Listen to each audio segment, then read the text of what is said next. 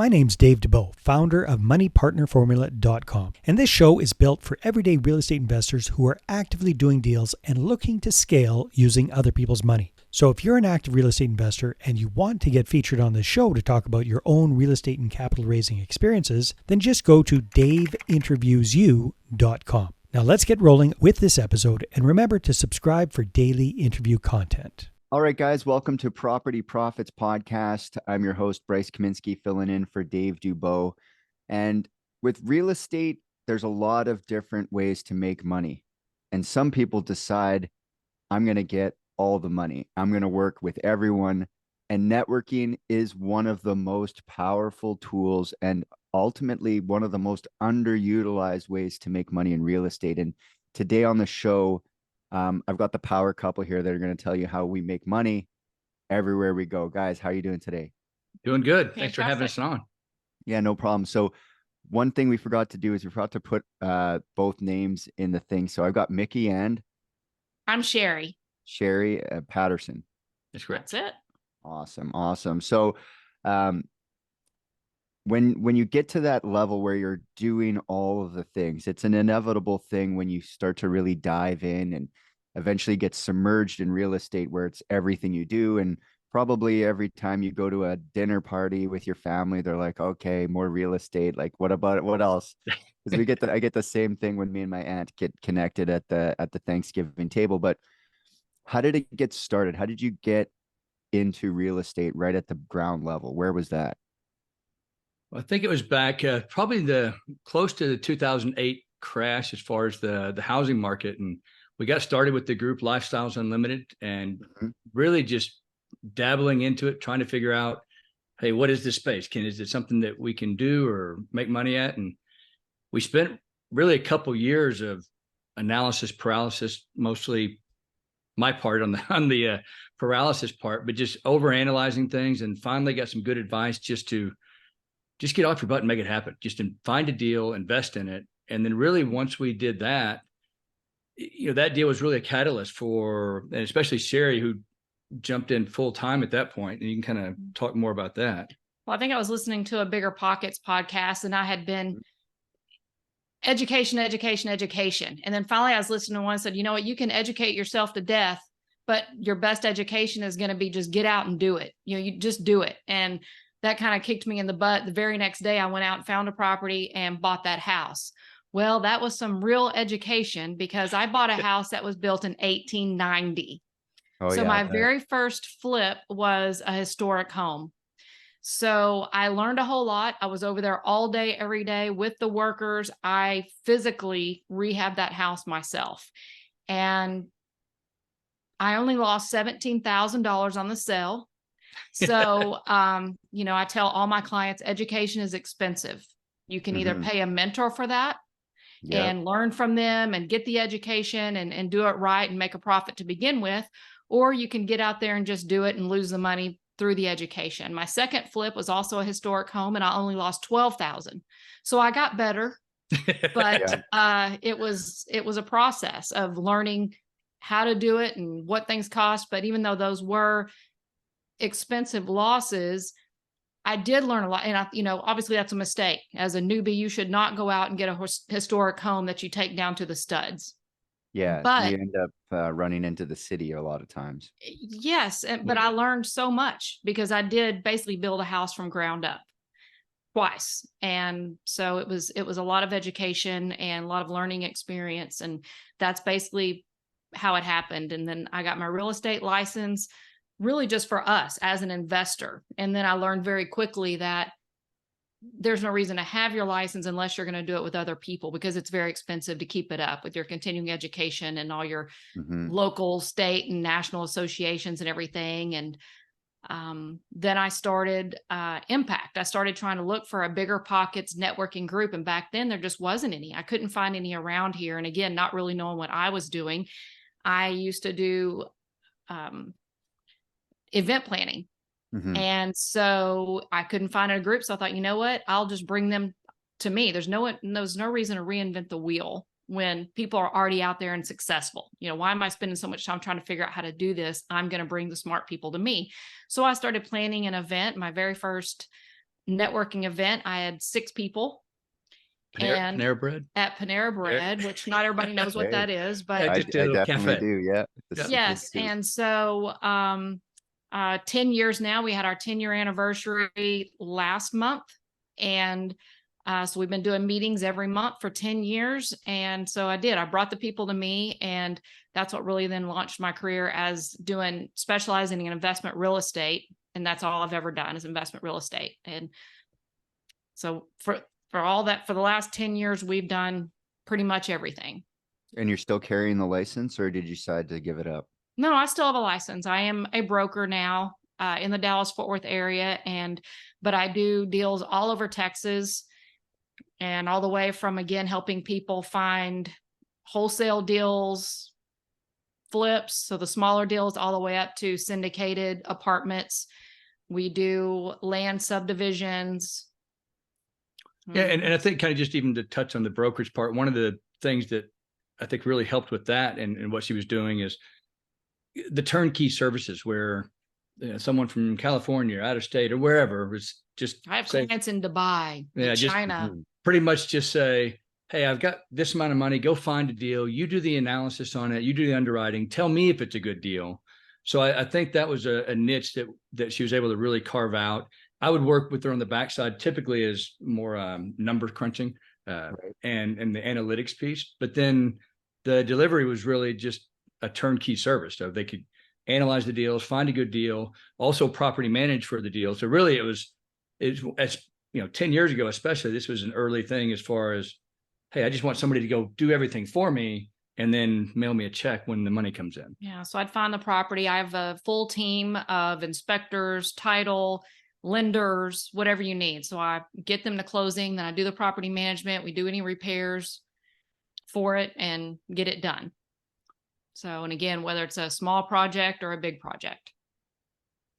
Okay. So like we said at the top, definitely touching on everything and because there's money everywhere in real estate and real estate adjacent services.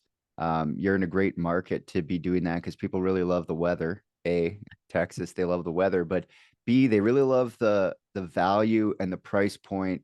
And, there's a lot going for real estate in Texas.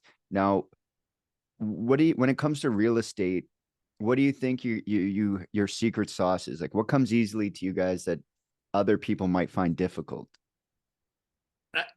I think the one that we've had the most success with, or that's been unique a bit, is the creative deal making. Going because of the experience in a lot of different areas, like she mentioned, the wholesaling, flipping, land deals, apartments, RV parks, being able to go into a scenario where you have to be creative on the front end on the buying, working with the sellers and maybe help them get out of a situation that might be building them a new house. We actually have a custom home building company that we run as well. And then tying that into a purchase that we might do a syndication on and a land development tied to it. So it's, and we also work with a mortgage company, so we can also do their lending. So I think the ability to go into any unique scenario and have some kind of deal or project to work out of it is really huge, because it's really easy to get tied into, well, I do this and I do this really well, but if that's not what needs to be done, then I can't envision the idea. Can sell a property, but then if that person has no place to go, well then, we're not just buying and selling like conventional real estate, because it's different. We help them out of a financial situation a lot of time.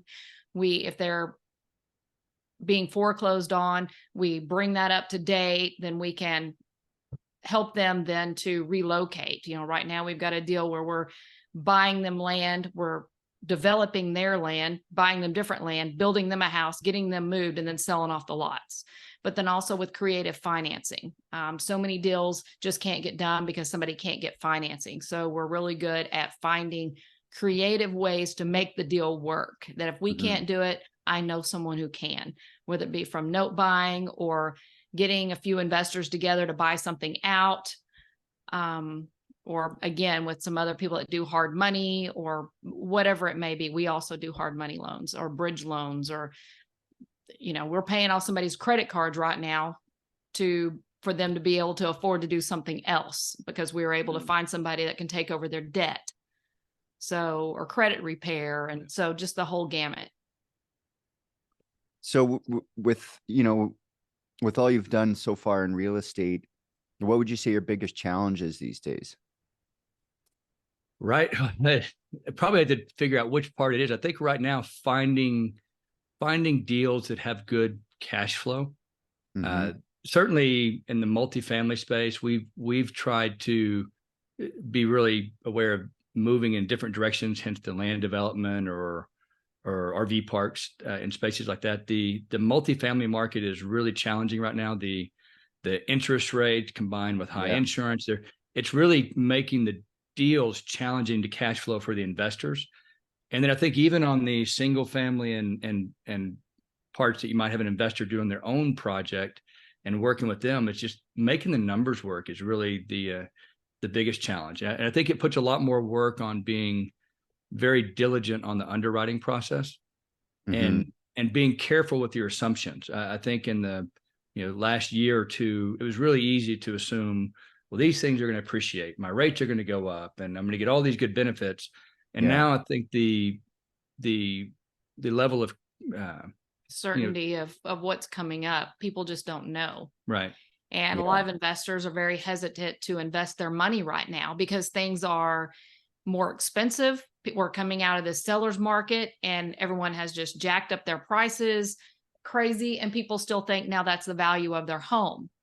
And people aren't wanting to still pay those prices as buyers. And with the interest rates up, there's a lot of investors that are just, you know what, we're just going to wait it out. We're just going to sit this year out. Yeah, they're going to take a knee and just run out the clock on this one. Right. So finding a deal that the numbers work and there's a good ROI is difficult then to try to find something for the investors that do want to buy. So how are you guys overcoming that obstacle these days? I think the biggest one is being flexible in the asset class you're going after. Whereas we would like to target some of the spaces in multifamily, for example, we moved and acquired a few RV parks. We were doing some land development deals. I think the main thing is being flexible enough to move into adjacent asset groups and look for those opportunities.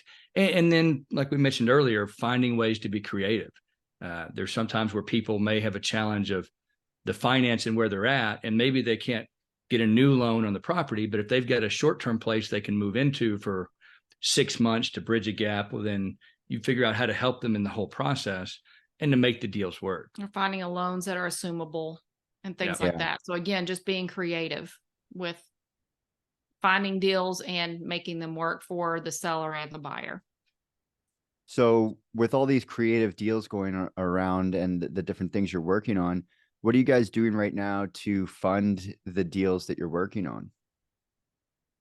So probably like a lot of the syndicators is really just reaching out to our network of people that we work with, trying to expand our networks.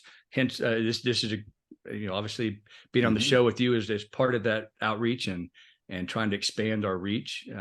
I think that's really the biggest. Sherry does, as she mentioned earlier, with her investment group and the meetup she has is additional reach for people. But I think it's really just spending the time and effort to let people know, hey, this is what we're doing. We're actually raising money for these things. Here's how you can be involved, and here's how you can benefit from these same projects, and we can all build this stuff together. So with private money, as well as we're working with a mortgage company that does provide hard money lending.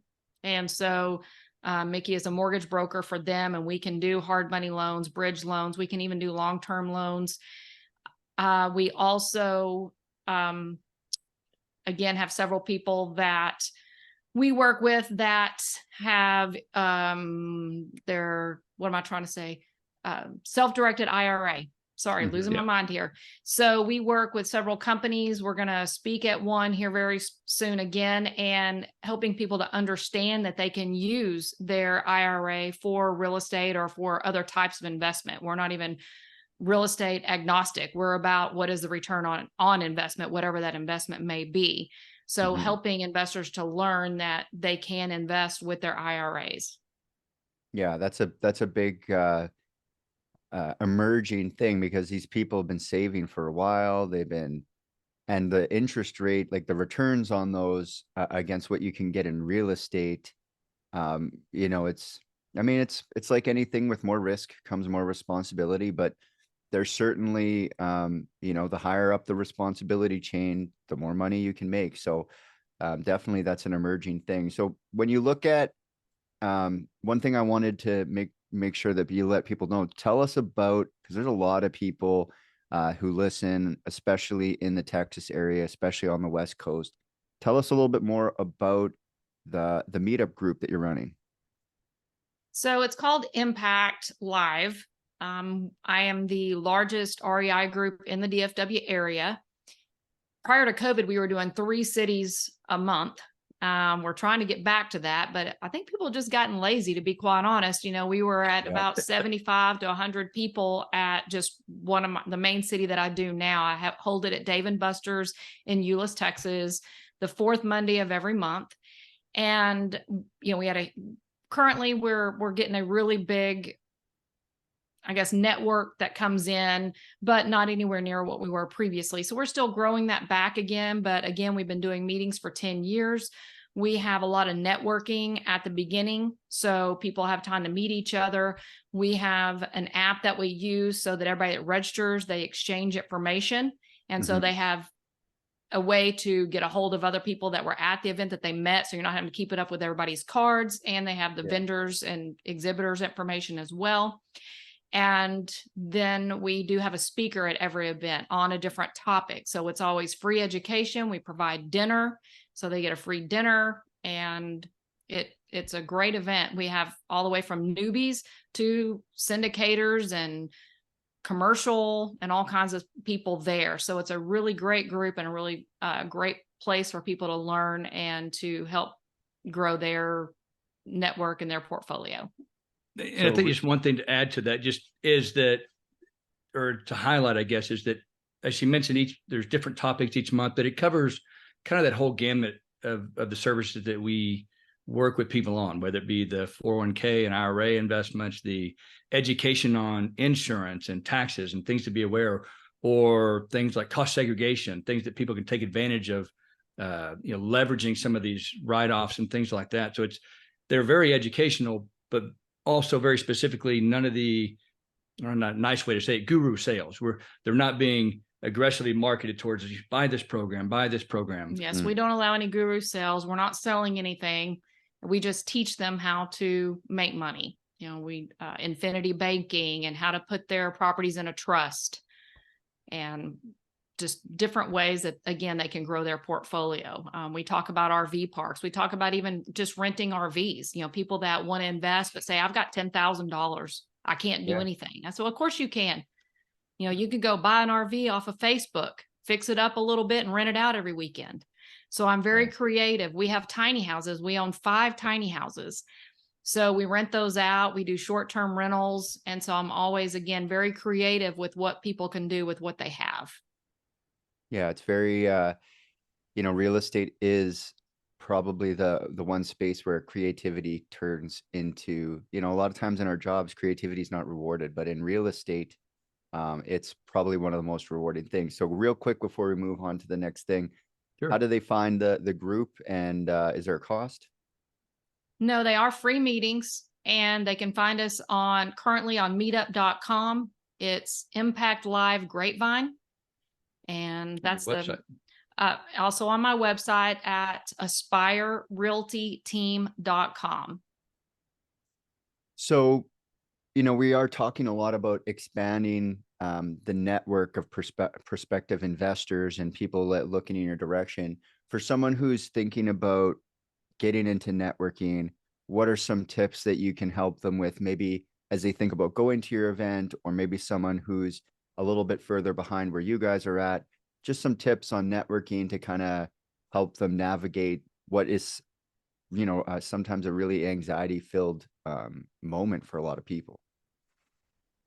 I think the starting point is show up. Yeah, show up. And that doesn't mean always just in person. That's obviously the simplest answer on that. Is there are a bunch of meetings where you can be involved. You know, Sherry's been doing this for 10 years, and it's a very established group.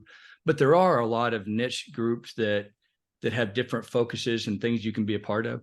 So there's plenty of meetings to go do that. But there's also a lot of virtual meetings. There's a ton of good resources like Bigger Pockets. Find the podcast again, like your podcast here, and start with some of the basic education, and then reach out to, for example, other people that are on it. We're part of several other groups, obviously our own, but then where we hop on, they do like a capital meeting, and they'll do similar training, and it's virtual, but it's a great opportunity just to introduce yourself. The great thing about this space is, especially with the people, and I guess investing side, is everyone's really wanting to help each other. It is that epitome of the rising tide lifts all ships, where if you're helping this group, there's going to be opportunities for them or some other people to help you with the deal. And it's just really just, like she said, show up. Yes. And I would say two things. One, have your elevator speech ready. Even if you've never done anything, if you, like you said, you're a little nervous, anxious about going, be prepared when you get there with what you want to say, because everyone is going to ask, what do you do? Even if that is nothing yet, I'm just here to learn. Well, know what that answer is, so you don't feel like you're put on the spot and don't have an answer. But have an elevator speech as to just, I'm here to meet people, to network, and to learn whatever I can learn. So whatever they want that to be prepared with that. And to have a business card, even if it's your JOB card, but it has your name on it, your phone number, or even get the Blink app on your phone, but something that has your information. Because I have so many people that come to the event and they literally write on the back of their name tag, because we do a drawing. So they're supposed to put their card in the bowl for the drawing. And half of them are where they've written where they've peeled off their name tag and wrote their name on it. And I'm like, are you serious? You people don't have a business card of any kind. How are you going to network if once you leave here, no one knows who you are or how to reach out to you? And so you want other people to be able to collect your card, you collect theirs. And then it's all about the follow-up. Once you meet those people, tomorrow, when you get, sat down or whatever in the evening or whatever after your work, make sure you send an email or a short text to those people. Take a picture with them while they're there and have them save it in their phone so that they remember who you are and that they did in fact meet you. So they can follow up, say, hey, it was great meeting you last night. I just wanted to follow up. This is so-and-so. It was great speaking with you. Hopefully we can get together soon. Or whatever, and keep that follow-up, put them in some type of CRM. And I'll be honest, I'm terrible about a CRM. I write everything down in a notebook, but even if it's a notebook, write notes down before you forget who they were and what they do. Then, you can keep up with them and then continue to follow up with them. If you haven't heard back from them in a couple of weeks, and send them another email or send them another text. Hey, just, keep in front of them in the forefront, even if you're a newbie. But you want to learn from this person. Right? So one question I always like to ask, people who've been in the game and are doing big things, and it usually throws people for a loop. So hopefully I don't stump you guys too much. What is the number one myth that when you started going in, you thought, oh, it's going to be like this, and then now that you're in it, it's nothing like that?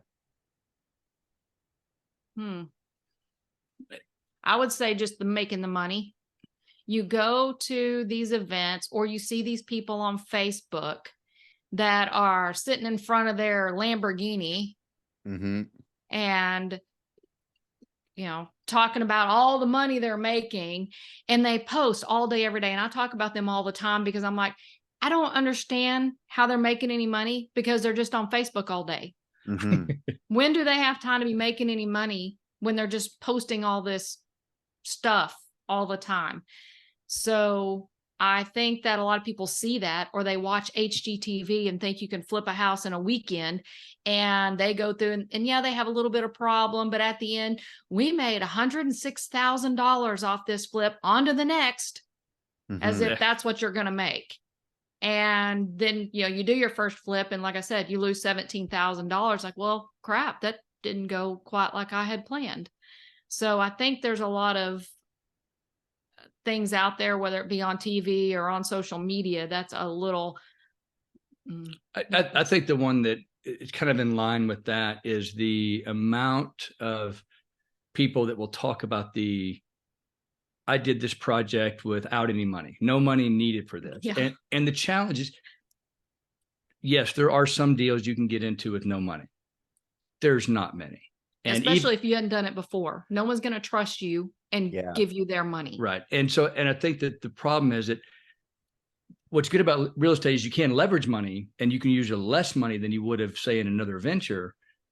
But the idea of zero money transactions is certainly not as real as people would let on to believe. Yeah, it's definitely out there. I prefer to use the term other people's money, because it's like no money down for you maybe, but somebody's money is in the deal. It's always Exactly. somebody's money. They should call it certainly.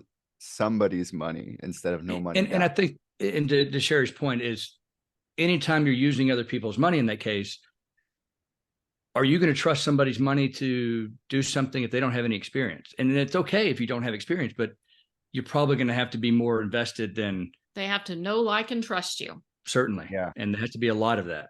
Or the deal has to be just screaming hot where people will take a flyer on you. But even then, if it's your first deal, you can probably, somehow find a way to make that thing not profitable. So certainly. Oh yeah, for sure. Yep. And I think that's where the networking events come in, is like, get educated a little bit. Yep. But at some point, your cup of education is full. The simulator must end. You must enter the real game. You have to go out there and buy something. And like you said, it's probably, sometimes you win, sometimes you lose. The odds are something like 7, 2, and 1. 7 you win, 2 you break even, and 1 you're gonna probably lose some or more, or 10 grand or something. Yep. Right. But over time, like, don't give up. And you guys didn't give up. You could have quit at 17K and said, wow, this is not for me. But here we are, And that oddly wasn't our first deal. I guess the first one was the Virginia house. Yes, but I didn't know about that one. We didn't talk about that. But what's great about the networking group as well is, even for newbies, like I said, just get out there and just do it. We have a lot of people there that are willing to partner with those people. And I didn't realize how much it was really happening actually until this October's meeting.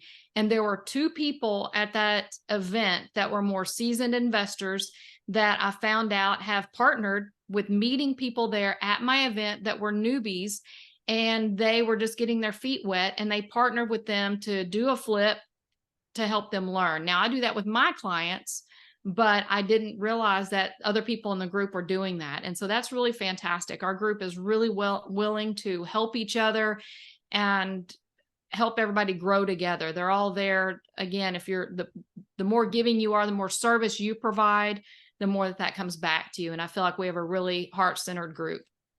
Awesome. Well, time flies when you're having fun here. And the big thing at the end of the show here is, if people want to connect with you, find out more about either working with you, investing with you, connecting with you, about the group, how do they find you? What should they do? So to 2 places. One is Aspire Realty Team from a web standpoint, and also Gorilla Capital Partners is our vertical that we work with on syndications and funds and kind of a broader type of deals. So it's aspirerealtyteam.com, gorillacapitalpartners.com. And so you can find pretty much everything about us between those 2 websites. We have a lot more, but they usually have links from those. And we have Facebook pages for all of our businesses as well. So they can also reach my office at 817-666-3336. Yeah, that's easy to remember. Well, I hope everyone got as much out of this as I did on this episode. I really appreciate you guys spending time, and we'll see everybody on the next episode. Thanks, guys. Great. Right. Thanks, Thank Bryce. you. Hey there, I really hope you enjoyed that episode. And as always, if you want to listen to more daily interview content, make sure you subscribe. And if you're an active real estate investor and you're doing deals and you'd like to get featured on this show, then just head over to daveinterviewyou.com. Now at moneypartnerformula.com, we help real estate investors to create a process for predictably getting capital so they can do more deals without relying on hard money lenders or the banks. We do this by building them a private capital marketing system. Now, if you want help turning yourself into a big money capital attraction machine, then book a call with our team to see how we can help. Just visit moneypartnerformula.com to find out more. All right, take care, and we'll see you on the next interview.